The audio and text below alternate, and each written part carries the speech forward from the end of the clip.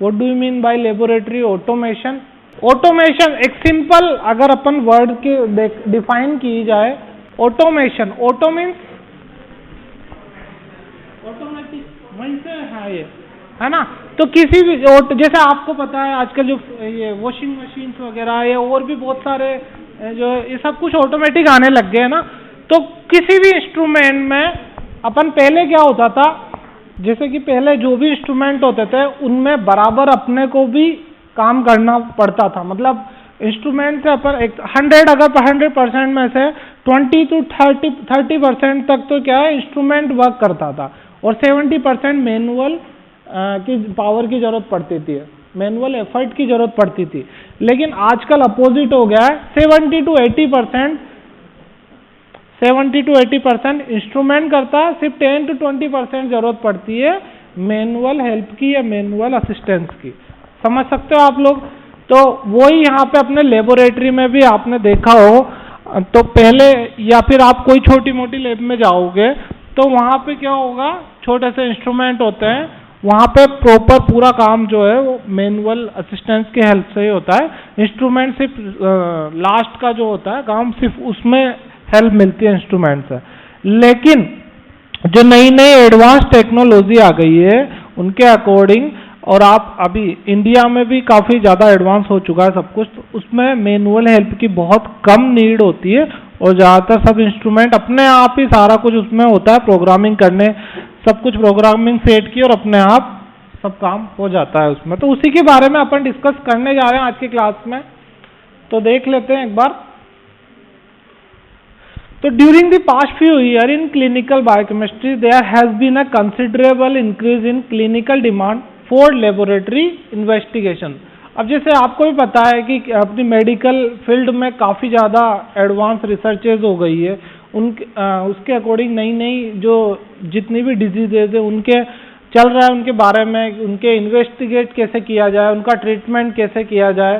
तो इन सारी चीज़ों की वजह से डिमांड भी बढ़ी है। अब आजकल कुछ भी हल्का फुल्का भी फीवर होता है तो 2-3 टेस्ट तो करा ही लेते हैं, है ना।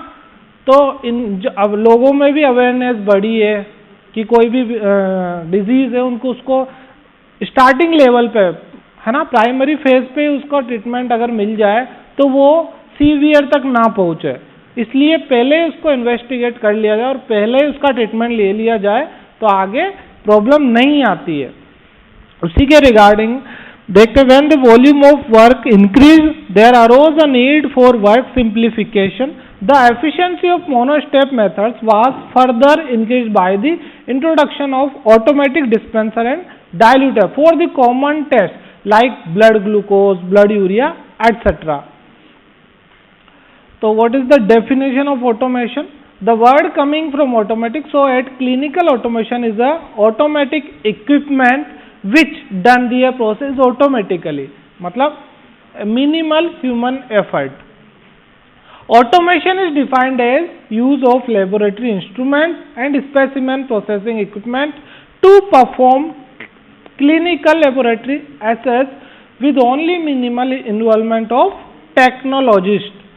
Automation in clinical lab is a process by which analytical instruments perform many tests with the least involvement of an analyst. पहले क्या होता है, जितने टाइम में 5-6 पेशेंट के टेस्ट लग पाते थे, आजकल उतने टाइम में 100 to मेनी मोर पेशेंट्स के लग सकते हैं, इन्वेस्टिगेट हो सकते हैं वो। तो IUPAC के अकॉर्डिंग भी डिफाइन किया गया ऑटोमेशन को, और वो क्या है, the replacement of human manipulative effort and facilities in the performance of a given process by mechanical and instrumental devices that are regulated by feedback of information so that an apparatus is self monitoring or self adjusting। मतलब instrument अपने आप ही monitor कर लेगा, अपने आप ही उसको कहीं पे एडजस्ट करना होगा वो भी कर लेता है न्यू टेक्नोलॉजीज के अकॉर्डिंग।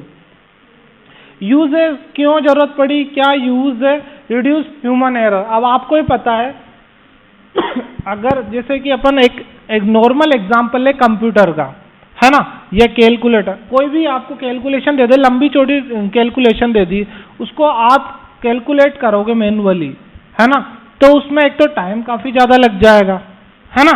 दूसरी चीज, उसमें कहीं भी कुछ ना कुछ एरर होने के चांसेस भी रहते हैं, है ना।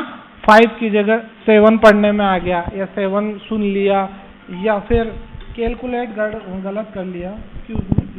जैसा कि अपन अभी एग्जाम्पल दे रहे थे, क्या, जैसे कि कैलकुलेटर या कंप्यूटर यूज करके अपन कोई कैलकुलेशन कर रहे हैं या अदर कोई काम कर रहे हैं, तो उसमें ह्यूमन का एफर्ट जितना रहेगा उतने ही चांसेस होते हैं एरर के, है ना। अगर आप खुद के कैलकुलेशन करोगे तो आप उसको 2 बार चेक करोगे, अगर कोई इंपॉर्टेंट कैलकुलेशन है तो उसको 2 बार चेक करोगे, है ना। लेकिन कैलकुलेटर से एक बार कर लिया जो हाँ ये तो सही होगा, है ना।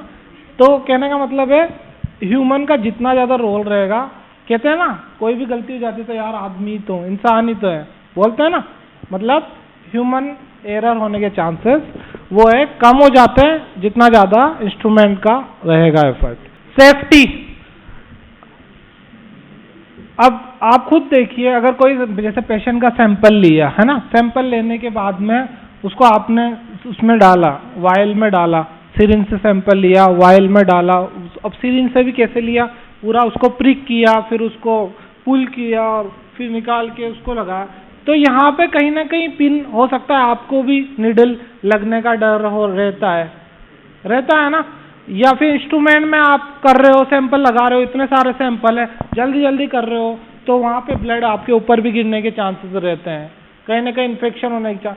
तो ये सारे जो है, इन सब कोई इंस्ट्रूमेंट में कर रहे हो तो उसमें कहीं कोई आपका मैनुअल एफर्ट ज़्यादा है तो कहीं ना कुछ नुकसान होने का चांसेस भी रहते हैं। तो अगर कंप्लीटली काम अगर इंस्ट्रूमेंट कर रहा है तो वहाँ पे ह्यूमन सेफ भी हो गया एक तरह से देखा, तो इस सेफ्टी की वजह से भी इसकी काफ़ी ज़्यादा नीड हुई।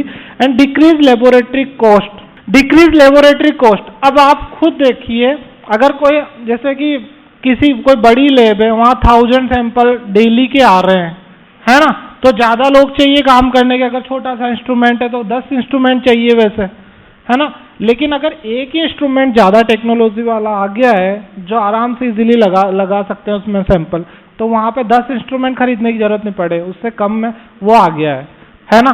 रिएजेंट भी उनके उतने ही चाहिए, उसमें कम में जो नए इंस्ट्रूमेंट आ गए उनमें कम रिएजेंट में ज्यादा सैंपल लग जाते हैं।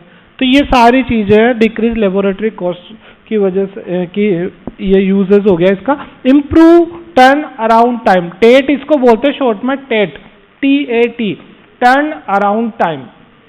टर्न अराउंड टाइम बोलते हैं जब आपने सैंपल लिया, यानी पेशेंट ने सैंपल दिया, पेशेंट के सैंपल देने से पेशेंट को रिपोर्ट मिलने तक का जो टाइम है उसको बोला जाता है टेट। क्या बोलते हैं?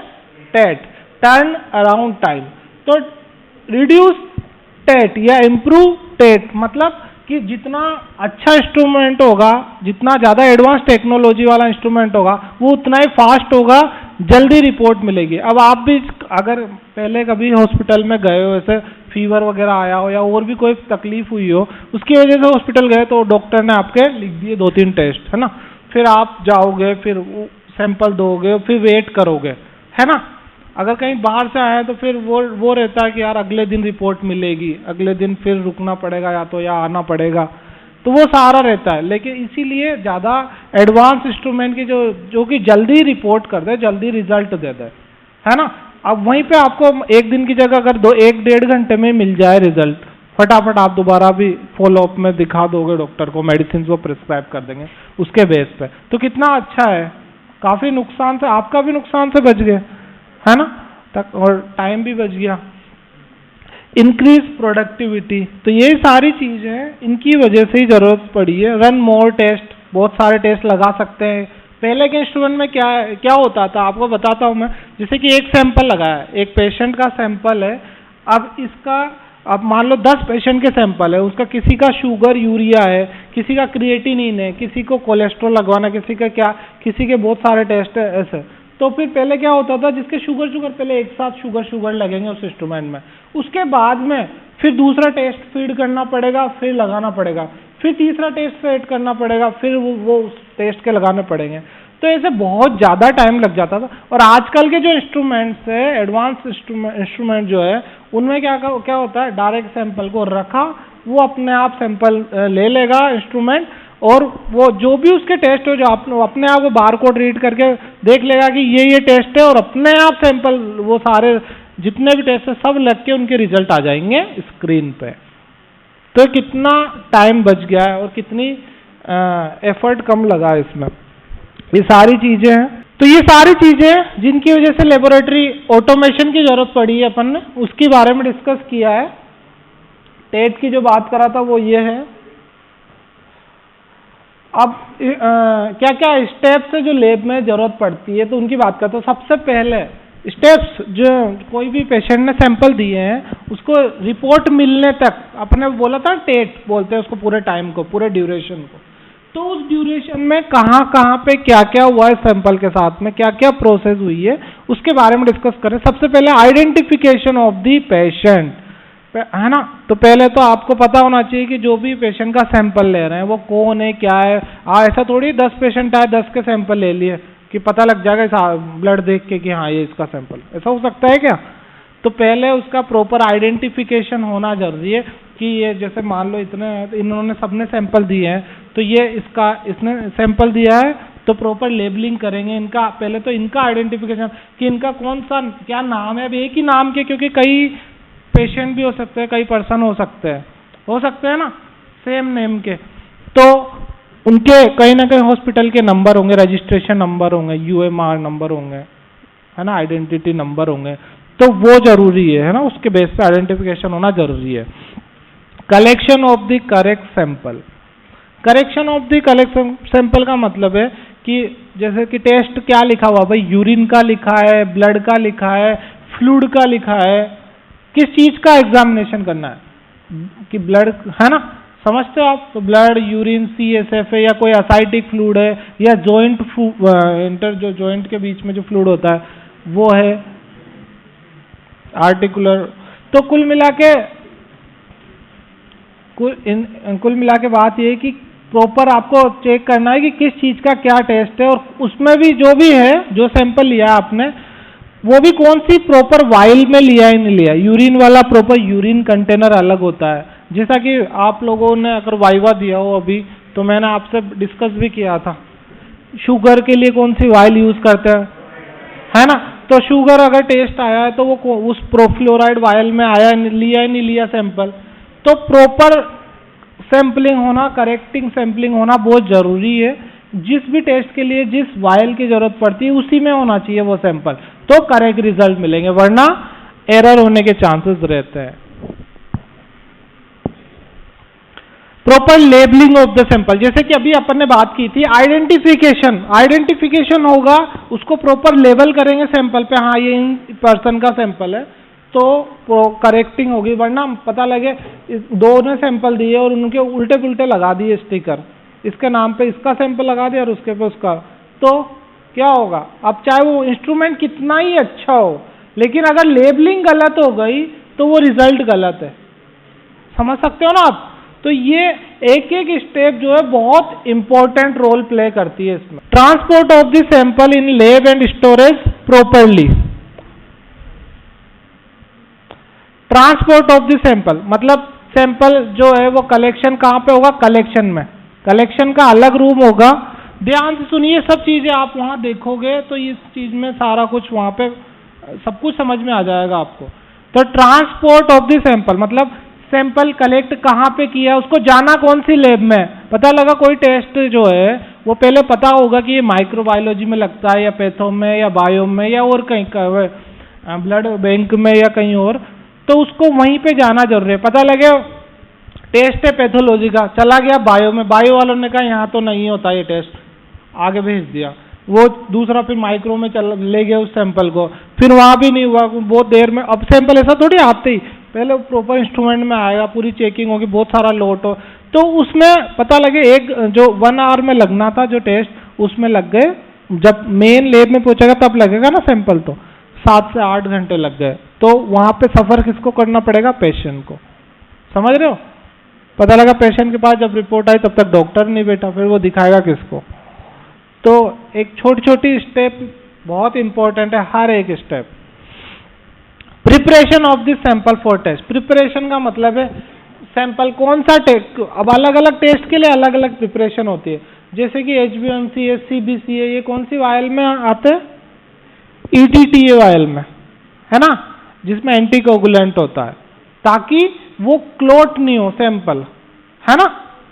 तो इसलिए अब जबकि जो अपन नॉर्मल टेस्ट के यूरिया के लिए, क्रिएटिनिन के लिए जो सीरम वाले जिनमें यूज करना होता है, उसको किस में लेते हैं? प्लेन वायल में, जिसमें क्लोट हो जाए सैंपल, और जो सेल्स होती है ब्लड सेल्स, वो उनको सेंट्रीफ्यूज करना होता है सेल्स, ताकि नीचे आ जाए और ऊपर सीरम या प्लाज्मा रहे, ताकि क्योंकि जो सैंपल है वो सीरम या प्लाज्मा से लगाना है। तो this is the preparation for the test. Then sample load, analysis, reporting, ये सारे एक एक स्टेप। सैंपल लोड मतलब सैंपल की प्रिपरेशन कर ली, उसके बाद सैंपल को लोड करना है इंस्ट्रूमेंट में करेक्टली, देन उसका इंस्ट्रूमेंट एनालिसिस करेगा कहीं और दिक्कत तो नहीं है एनालिसिस में, और लास्ट में रिजल्ट आने के बाद रिपोर्टिंग बहुत इंपॉर्टेंट स्टेप है। वो इसलिए क्योंकि पता लगे आपके पास रिजल्ट आया, 10 पेशेंट के रिजल्ट आ गए, और 10 पेशेंट में कुछ ना कुछ एक पेशेंट का भी अगर आपने ऊपर नीचे कर दिया तो उसके नीचे के सबके एक सीक्वेंस में आपके पास रिजल्ट आया, उनको आपने रिपोर्ट बनाई और एक मिस हो गई बीच में, तो नीचे की सारी ऊपर चली जाएगी, तो नीचे के जितने भी थे सबके रिजल्ट गलत हो गए, फिर वो समझ रहे हो ना आप। तो sample reporting is also a very important step.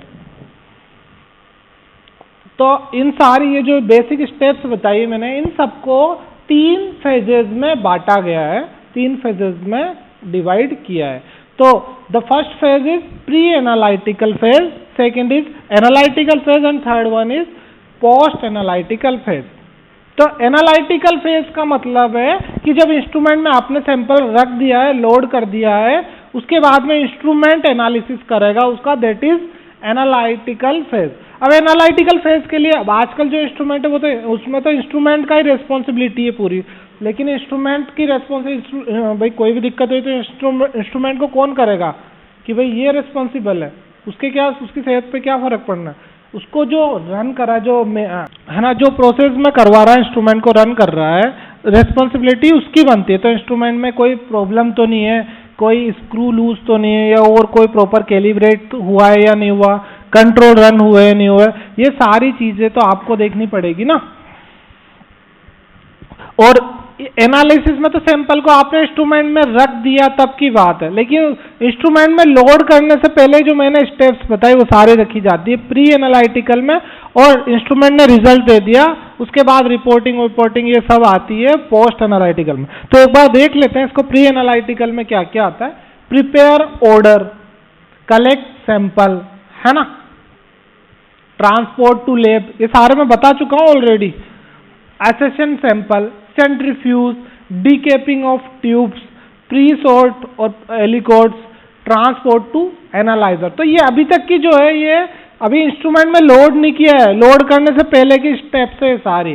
क्या कि जो भी सैंपल आए पहले उनको प्रॉपर लेबलिंग करेंगे, है ना, आप पेशेंट को आइडेंटिफाई करके, और फिर उसको सैंपल प्रॉपरली कलेक्ट कर लेंगे पेशेंट से, है ना, लैब में भेजेंगे तरीके से, उसका सेंट्रीफ्यूज करना होगा तो सेंट्रीफ्यूज करेंगे, और दूसरी टेस्ट ट्यूब में रखना हो तो उसमें रखेंगे, डीकेपिंग प्रॉपर होना चाहिए, उसको एलिकोड्स बनाना है तो एलिकोड्स बनाना है।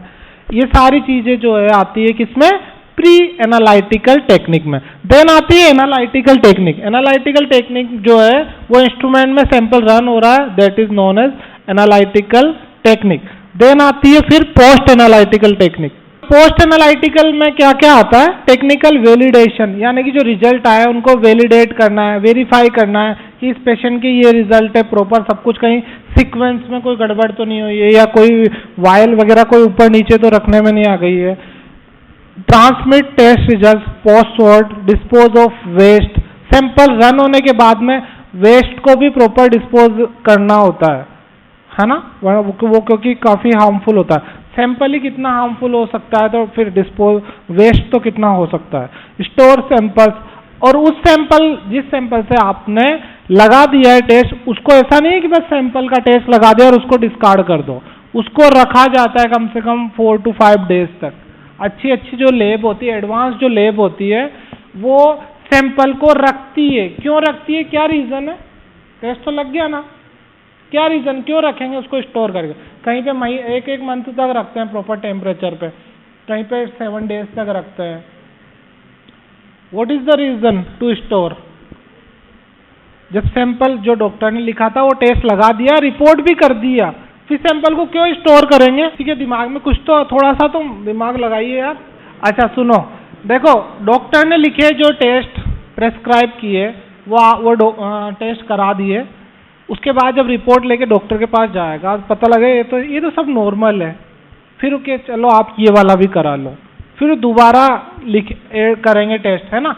तो दोबारा जो और नए टेस्ट लिखे हैं उनको लिए फिर दोबारा ब्लड देना पड़ेगा, ब्लड सैंपल देना पड़ेगा पेशेंट को। तो उससे ज़्यादा बेटर क्या है, उस टेस्ट को उसी सैंपल से लग जाएगा वो, तो वहाँ जाके वो रिक्वेस्ट करेगा कि मैंने सैंपल दिया था, डॉक्टर ने ये टेस्ट और ऐड कर दिए, तो प्लीज़ आप इनको उसी सैंपल से रन कर दीजिए। तो अगर सैंपल होगा स्टोर तो लगाएंगे ना, अगर स्टोर ही नहीं किया तो फिर तो ये इसीलिए एक प्रॉपर जो लैब होती है वो इस स्टोर करके रखती है कुछ दिनों तक। खड़े रहो तुम तो अभी। तो आप देख सकते हो ये pre analytical, analytical, post analytical phases के बारे में। अब अपन देखते हैं कि क्या क्या नया आ गया इन स्टेप्स में, है ना? तो जैसे कि प्री एनालिटिकल फेज में वैक्यूटेनर यूज हो गया है। अब आपने पहले देखा होगा नॉर्मल सिरिंज से सैंपल लेते थे, है ना, पुल करके उसको, और फिर उसको डालते थे वायल के अंदर, है ना? लेकिन उसमें क्या एरर होने के चांसेस रहते थे? एक तो सैंपल को वो पिक कर दिया, है ना, नीडल पिक कर दी, फिर उसके बाद जैसे उसको पुल करते थे तो वो आउट होने के चांस रहते थे, नीडल आउट हो जाती थी कई बार, है ना? तो उससे इंजरी होने के चांस रहते थे। लेकिन आजकल वैक्यूटेनर जो यूज करने लग गए, वैक्यूटेनर में पुल करने की जरूरत नहीं है, अपने आप उसमें वैक्यूम क्रिएट होता है। तो जैसे उसको आपने अंदर उसको प्रिक करते से वो अंदर से वैक्यूम का प्रेशर कम हो जाता है और वो सैंपल अपने आप वो कर लेगा स्प्रेड, समझ लो? तो ये नई टेक्नोलॉजी वैक्यूटेनर वाली, है ना? इसी तरह से सैंपल ले जाने के लिए भी एक जगह से दूसरी जगह लगना है। मान लो यहाँ पे स्टोर रखे हैं सारे सैंपल, लगना उस इंस्ट्रूमेंट में, फिर उसके बाद उस इंस्ट्रूमेंट में लगना है, अलग अलग टेस्ट है। तो यहाँ से सैंपल, एक मैनुअल बेल्ट आती है, कन्वेयर बेल्ट, तो यहाँ से आप रख दोगे, वो अपने आप वहाँ ले जाएगी सीक्वेंस सैंपल को, वहाँ लगा के फिर वहाँ लेके और फिर वापस आ जाएगा रिपोर्टिंग सेक्शन में, इस तरह से। तो ये कन्वेयर बेल्ट आने लगे। बारकोड की नीड क्यों पड़ी? बारकोड से कितनी ज़्यादा हेल्प मिल जाती है। जैसे आपको, जैसे स्कैन करते हो, आपको पता है कि आजकल पेटीएम वगैरह ये सब कुछ है, हाँ, तो इसी तरह से अपने यहाँ पे बारकोड होता है। उसमें क्या है, बारकोड आते ही बारकोड को स्कैन करोगे तो पूरी पेशेंट डिटेल आ जाएगी कि किसका सैंपल है, पेशेंट नेम, पेशेंट आईडी, जो भी उसका आईडी नंबर है, ये सारा कुछ, उसका फ़ोन नंबर वगैरह सब कुछ डिटेल मिल जाती है स्कैन करने पे। उसके क्या क्या टेस्ट उसने करे, कौन से डॉक्टर को दिखा रहा, कौन से डिपार्टमेंट से रिलेटेड है, सारा कुछ उसकी डिटेल आ जाएगी। तो ये सब इसलिए बारकोड की नीड पड़ी, क्योंकि पहले क्या होता, सैंपल इतना था, सैंपल वायल, है ना, उसमें स्टिकर बना के चिपका दिया उसको। अब उस स्टिकर में क्या क्या नाम लिखे कि क्या लिखे, नाम लिखते थे पहले तो एक नाम के आजकल कई सारे लोग मिल जाते हैं, है ना। फादर्स नेम लिखना थोड़ा कंफर्टेबल नहीं होता इतना सारा, तो एक नंबर यूनिक आइडेंटिटी नंबर लिख दो, तो उसमें पता लगे 0 लिखा, उसको 6 समझ में आ गया। तो ऐसा इसलिए बार कोडिंग सिस्टम आजकल उसमें है, ट्रेंड में है। एक LIS सिस्टम होता है। LIS का फुल फॉर्म होता है लैब इंफॉर्मेशन सिस्टम, अपने यहाँ पे भी है। LIS सिस्टम में क्या होता है, इंस्ट्रूमेंट ने जो भी रिजल्ट दिए उनको फिर आप रिपोर्ट करोगे, है ना। तो एक एक रिजल्ट इंस्ट्रूमेंट में से देख देख के फिर करोगे, आप लिखोगे, या प्रिंट निकाल के फिर आप एड लिखोगे उसमें, या कंप्यूटर में फीड करोगे, तो उसमें एरर होने के चांसेस होते हैं बहुत ज़्यादा। क्यों? इतने सारे रिजल्ट है, चलो 10 और 15 और 20 टेस्ट के रिजल्ट तक तो ठीक है, लेकिन अगर आपके यहाँ पे 500, 600, 500 थ्रू 1000 तक सैंपल आते हैं तो एक एक के लिखने में कितने ज़्यादा, और कहीं ना कहीं एरर होने के चांसेस रहते हैं। इसलिए आजकल LIS सिस्टम हो गया। LIS सिस्टम में क्या होता है, इंस्ट्रूमेंट में जो रिजल्ट आए अपने आप जो रिपोर्टिंग कंप्यूटर है वहाँ पे वो LIS के थ्रू आ जाता है ना। तो इसलिए बहुत इंपॉर्टेंट सिस्टम है। तो ग्लूकोमीटर में क्या होता है, उसी में प्रिक करने का भी होता है ना। तो अलग, तो उसी से आपने प्रिक किया, प्रिक में भी सिर्फ आपने यहाँ रख के प्रेस कर दिया की, तो उसके फटाफट नीडल जाके पता भी नहीं लगेगा तो है ना, जैसे प्रिक किया फटाफट से ब्लड आ जाएगा। और उसको आपने, और चाहिए भी कितना, सिर्फ 1 और 2 ड्रॉप, है ना। उसको आप फटाफट से स्ट्रिप पे लगा दोगे और उसको वो रिजल्ट भी दे देगा विद इन अ मिनट, है ना, और भी अर्ली। तो ग्लूकोमीटर भी ये लेटेस्ट ऑटोमेशन का ट्रेंड है। ये आपको कहीं लैब वेब जाने की जरूरत नहीं है, तो वो आपको वहीं पे पता लग जाएगा अगर ब्लड ग्लूकोज टेस्ट कराना है तो। इसके अलावा रोबोटिक सिस्टम है, वैक्यूटेनर के बारे में मैंने बता दिया आपको। इस तरह से देखो, ये वैक्यूटेनर इस तरह से सैंपल एस्पिरेट करता है वैक्यूटेनर से, यू कैन सी। इसमें वायल पीछे लगा दी जाती है ना, ये वायल लगा दी पीछे और इसको प्रिक कर दिया, फिर वायल लगाते हैं ना, तो अपने आप वैक्यूम क्रिएट था क्योंकि, इसलिए सैंपल आ जाता है उसमें, है ना। पुल करने की जरूरत नहीं पड़ती सिरिंज को, और उस सिरिंज से फिर वापस वायल में डालते थे ना, पुल कर सिरिंज से लेते थे फिर वायल में डालते थे, तो उससे क्या होता था, जो आरबीसी है वो ब्रेक होने के चांसेस रहते थे। और आरबीसी अगर ब्रेक हो जाएगी तो आपको पता है कितना पैरामीटर, कौन कौन सा पैरामीटर जो सेल के अंदर ज्यादा होता है, सेल के बाहर कम होता है, तो वो प्रॉपर रिजल्ट नहीं मिल पाते, जैसे कि पोटाशियम है। स्पेसिमेन एक्विजिशन, इस तरह से भी सैंपल लेते हैं, देख सकते हो आप, है ना। ये नई टेक्नोलॉजी है, ये अपने यहाँ पे नहीं है। लेबलिंग एंड बारकोड्स, तो इस तरह से आप ये देख सकते हो, बारकोड स्कैनर। अब इसमें सब कुछ बारकोड स्कैन करते ही पूरी डिटेल आ जाएगी, आपको एक एक चीज पेशेंट से पूछने की जरूरत नहीं है। ट्रांसपोर्ट ऑफ सैंपल के लिए कई सारे सिस्टम है, न्यूमेटिक ट्यूब सिस्टम है, कोरियर इलेक्ट्रिक ट्रैक व्हीकल है, इस तरह के ये